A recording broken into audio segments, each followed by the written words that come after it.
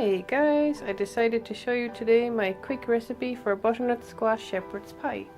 So you will need butternut squash pre-oiled so that you can mash it, your mince. I used the 2% mince, anything 5% or under is perfect. Of course you'll need your Frylight and your speed. So I chose today to use onions, baby corns, mushrooms, peppers and garlic.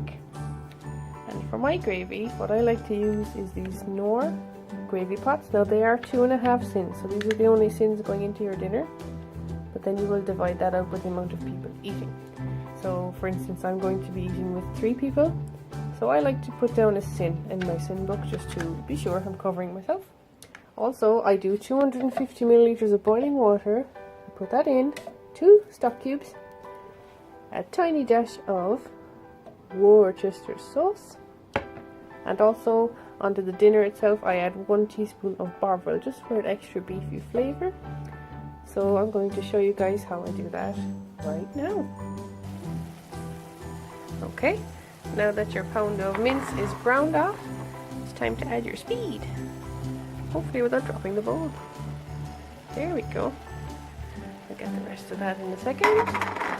As you can see, I've got peppers, mushrooms, baby corn, garlic, onion, but honestly, you can put anything in here. Any speed you like will really do the job. So now that everything is cooked, as you can see, I've added my teaspoon of bovril, which I have not stirred in yet, and I've also made my gravy, which will be going in as well. Here we go. It's okay if there's a little lump or two. I'll get that out in a sec.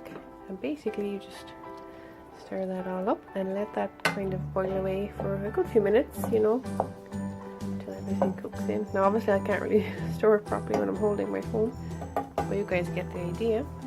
And I also have my butternut squash straining on the sideboard to get any extra moisture out, because I'm going to mash it now, and I'll show you guys what I do with that in a second. So it's been about 5 minutes, and as you can see, everything is thickening up really nicely. Everything is a lovely dark colour.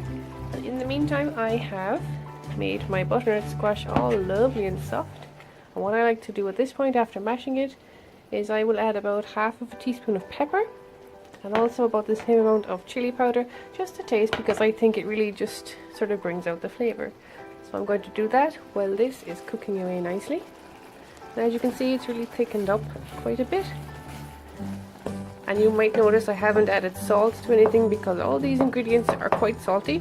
So I kind of figure as long as it doesn't need it for flavour, there's no point adding more salt, even though I know salt is free, but there's a lot in here. So that's just in case you're wondering why. I know a lot of people add to lots and lots of salt, so I'm not one of those. I try to keep it to a minimum when I can. So for this, if you like, chili powder and pepper. Okay, so I've now popped my filling into a nice oven bowl, and what I'm going to do now is take my topping, spoon it on top and even it out. So I'll show you guys how that looks in just a second. Okay, so it's not the most beautiful thing in the world, but you know, it's a shepherd's pie, it will do nicely. So it's nice and flat. I also like to put a tiny spray of the butter flavour Frylight just on the top, just to add an extra bit of flavour. So this is going into the oven at 180 degrees for about 30 minutes, but you can keep checking on it.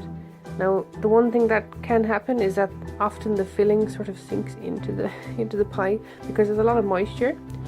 But you know, I'm just a home cook, so I'm really here more for the flavour than I am for how good it looks. So you know, it tastes good, I think, and my mum and dad like it, so I don't know, it works for us. Hopefully it'll look okay in the end, and I hope you guys, if you do try it, you'll enjoy it. So let's see what it ends up looking like. Here we go, and just like that it is done. There's a little bit of seepage, but not too bad really, nothing sank or anything, so I'm happy with that. So you can divide that up any way you eat it. I usually put a salad with it, you know, cucumbers, radish, lettuce, for extra speed. So hopefully this little recipe will help somebody out there. Just it's pretty easy to make, so let me know if you try it, guys, or if you have any tips for me on how to cook it better. That's cool too, because I am not a chef, I'm just somebody out there doing my best. So take care, guys. Bye.